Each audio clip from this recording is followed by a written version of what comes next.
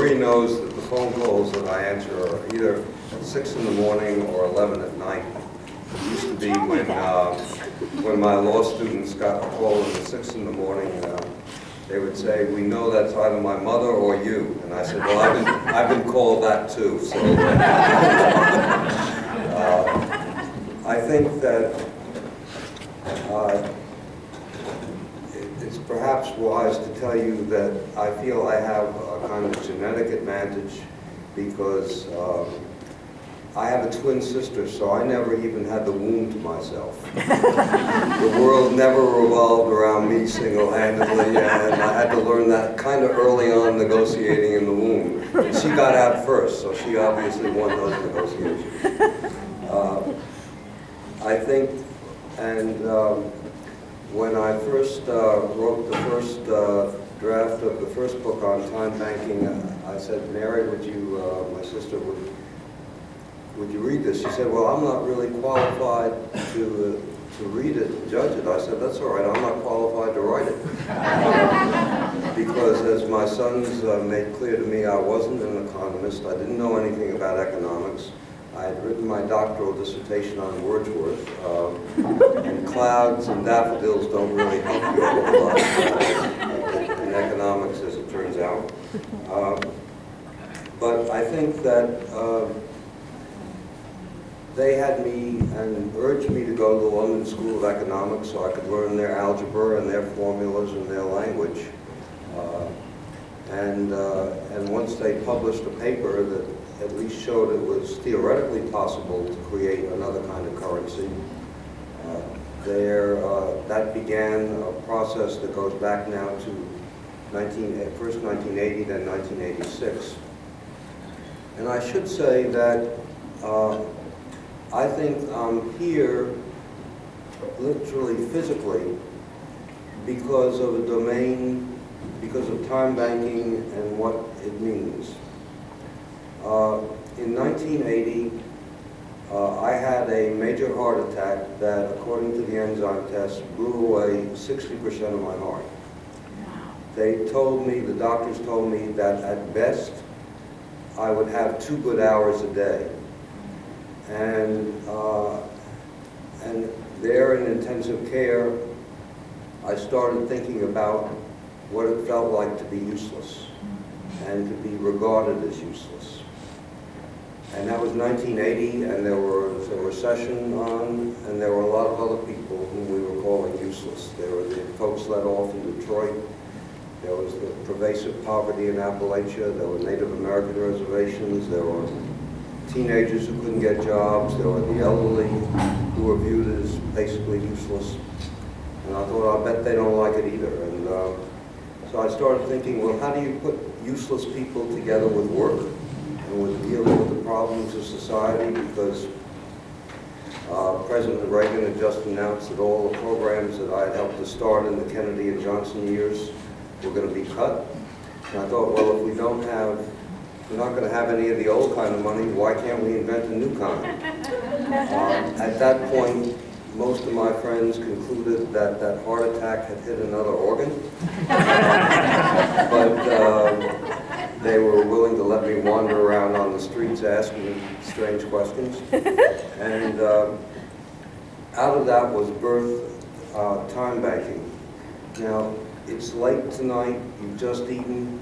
Anybody who teaches a course after lunch knows that this is the time when your guts and your brain compete for a limited amount of blood, and your guts win and your brain loses. And so I do want to say that I'd like to confine what I want to say to a few basic points.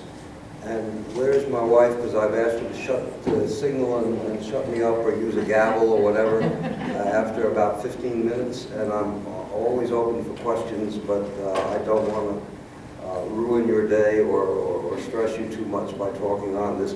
There's so many different exciting ideas that came up today, and I frankly could go on for quite a while. I do want to say, first of all, that when we deal with sustainability, we're dealing with a situation and a reality that doesn't feel real to many people. We didn't, give a damn about the ozone layer until it began to matter. And then we began to say, I guess we got to deal with sustainability, but it wasn't really sustainability, it was the lack of sustainability, it was the threat to sustainability, it was the absence or the fragility of sustainability that got to us. And I think that we have stripped, just as we took the ozone layer for granted, I think we took something else for granted. We took each other for granted. We took human beings for granted. We equated the economy with what money produces and with money transactions, so that GDP and growth, economic growth, was a measure of money transactions. There's another economy which is not even on the map. It's called family, neighborhood, and community. It doesn't do much of economic significance. It just raises kids, keeps neighborhoods safe, takes care of the elderly, holds officials accountable, fights for social justice, maybe keeps the planet sustainable, but nothing important, to understand. And that economy has been called by one economist, Neil Goodman, the core economy. Hazel Henderson calls it the love economy. But that's the economy that I want you to think of almost as, if I can use a metaphor, the operating system. If you think of a computer and the icons on the screen, there are all those very powerful, specialized programs. But we also know that none of those specialized programs work if something invisible called the operating system goes down. We get, they crash, or we get out-of-memory signals. And the operating system that we have had in the past of family, neighborhood, and community doesn't look like it used to look. And it used to, if it worked at all, it worked because of invisible labor contributed as a result of the subordination of women, the exploitation of minorities, the exploitation of immigrants, and we took all that for granted, and it was invisible and it was devalued. And we're now understanding that when you start, in effect, to strip an operating system of its capacity, of its labor force, you got a problem. Who's raising the kids?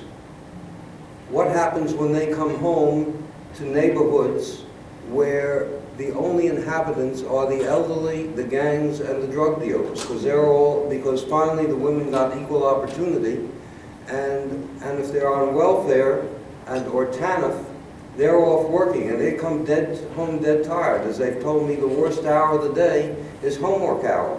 And so the whole question of who raises the kids, who makes those neighborhoods vibrant and alive, we've got to begin asking what it means to build community if it only means that you have a few community liaison people or a few community organizers who are there from 5 days a week, 9 to 5, but every problem I've ever heard comes up at 5:01 on Friday afternoon or thereafter.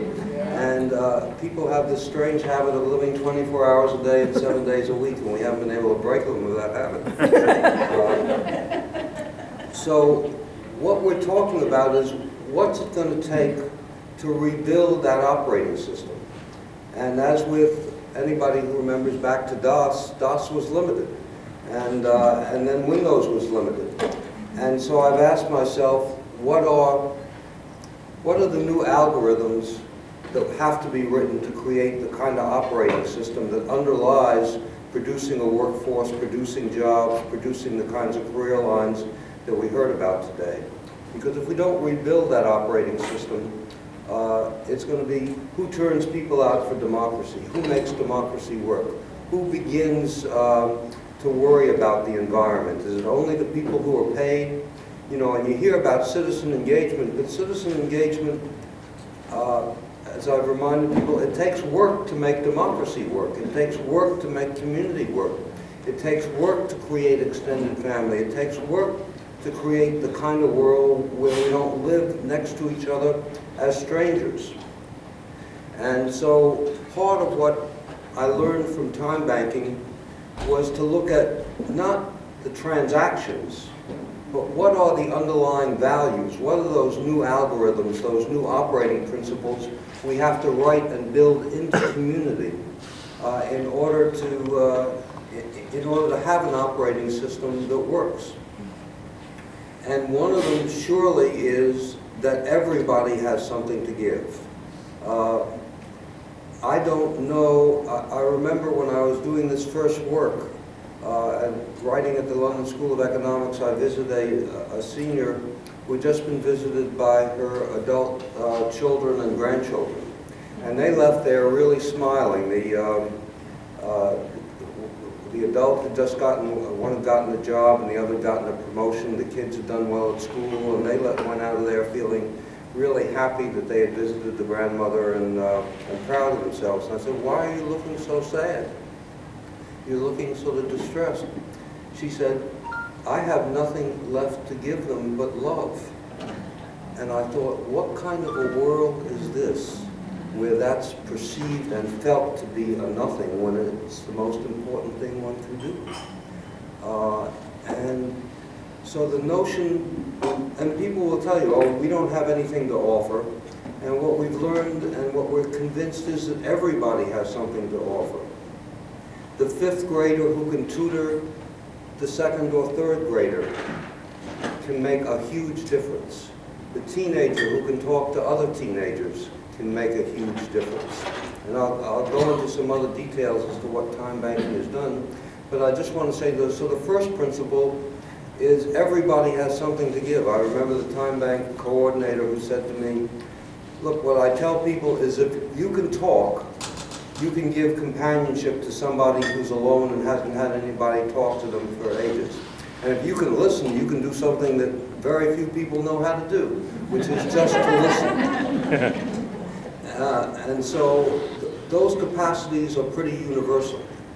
The second principle is we have to start valuing and finding a way to value what we have taken for granted, work that we don't consider to be important, the work of raising children, the work of turning people out for an election, the work of being involved in civic activities, the work of recycling. And I just want to say that that means that the monetary system we have doesn't value the work that we need. You see, and that's built into money. I've got nothing against money. I think it's very useful, but there's some things it doesn't do and can't do. Because money determines value by price. And price is high if something is scarce. We all know it's cheaper if it's abundant. And it's either dirt cheap or worthless if it's really abundant. And I suddenly realized that meant being a human being was worthless. We are not scarce, folks. And what our species needed to do in order to survive, those fundamental capacities, to come to each other's rescue, to listen to each other, to care for each other, to mentor each other, to come together in small groups to make decisions, to stand up for what's right, to oppose things that don't make sense to us. Those are not rare capacities. Those go with who we are. That's what we have as a species. We learn from each other.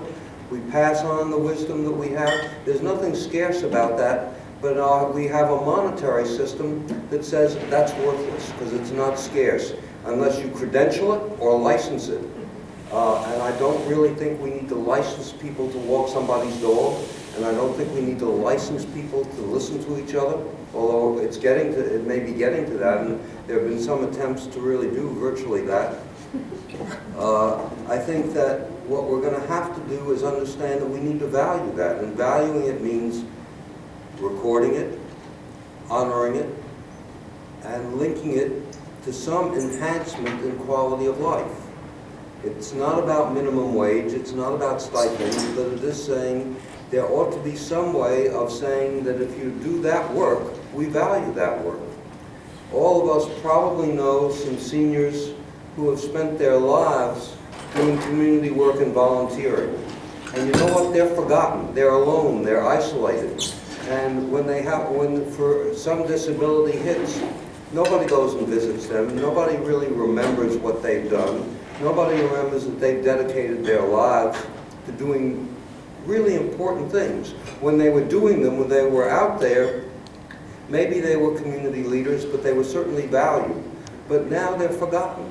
And there's no way in which we should forget or be allowed to forget the work that they've done, and the work that, for that matter, they're capable of continuing to do, even if they're bedridden. I've seen a woman on oxygen in a wheelchair who is helping a veteran whose job, when he came back from Iraq, was training seeing eye dogs and companion dogs, and they had to learn to be around people with wheelchairs. So she very proudly said, that's my job. I'm teaching I'm helping him do his job. He couldn't do it without me. I've seen a paraplegic who could teach 7 teenagers and play and trounce them all on 7 chessboards simultaneously. So don't tell me that people can't do things simply because they have a disability. And so we need to value that as work. The third algorithm principle that underlies time banking is that one-way transactions are limited in the impact they have. I feel good about helping you, but I can tell you receiving help doesn't necessarily feel good, and we have a real problem in time banking getting people to ask for help. And getting them, but nobody can earn time credits if nobody will ask for help. So we have to cut deals with Head Start programs, with hospital discharge programs, to have a guaranteed source of demand for help when we start, because nobody gets turned off faster than the volunteer who volunteers to help and nobody calls them. And so the whole question of how we begin to crank that up, how we begin to start that process going, is one of our challenges. And so we need to change. And you know, human service professionals, and many of us are in that field or in some related aspect, are really good and really sincere in asking, how can I help you? But none of us are trained to say, I can't do it without you. I need your help. Will you help me? That's heresy, to admit that you can't do it without the help. But for instance, I'm at a law school where we have for 21 years handle a huge volume of special education cases where we litigate and we get the right of a kid who's having real problems in school to get special mentoring and special wraparound services so that they can function. But I'm dealing with a school system where maybe we'll represent 20 or 30 or 40 people. We are, in fact, handling more special ed cases in the District of Columbia than are handled in the whole nation in a month. That's the volume. And believe it or not, that's insignificant. And it's insignificant because I can't find a school in the most populous wards and most disadvantaged wards in Washington, D.C., where even as many as 50% of the 3rd graders are able to read at 3rd grade level when they enter 4th grade, which means that they can't read when they're, because by then you're expected to be able to read and do your homework. Which means that we lose 50% of the kids who never graduate from high school, and many of those who do graduate from high school are reading, I'm told, at a 5th or 6th grade level, and some at a 4th grade level. So don't tell me that bringing special ed cases is the way that we've got to do it. And so what I did in 27 schools in Chicago with time banking was I went and recruited the 5th graders to tutor the 2nd and 3rd graders, because I knew what you know, which is that 3rd graders will do anything to get the approval and attention of a 5th grader.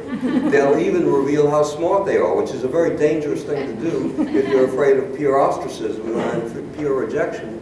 But they'll take that risk in order to get the approval of a 5th grader. And the 5th graders, many of the most talented ones were the special ed kids who were really gifted teachers. And when they got around to teaching the 3rd graders, all of a sudden they seemed to be they ceased to be special ed kids.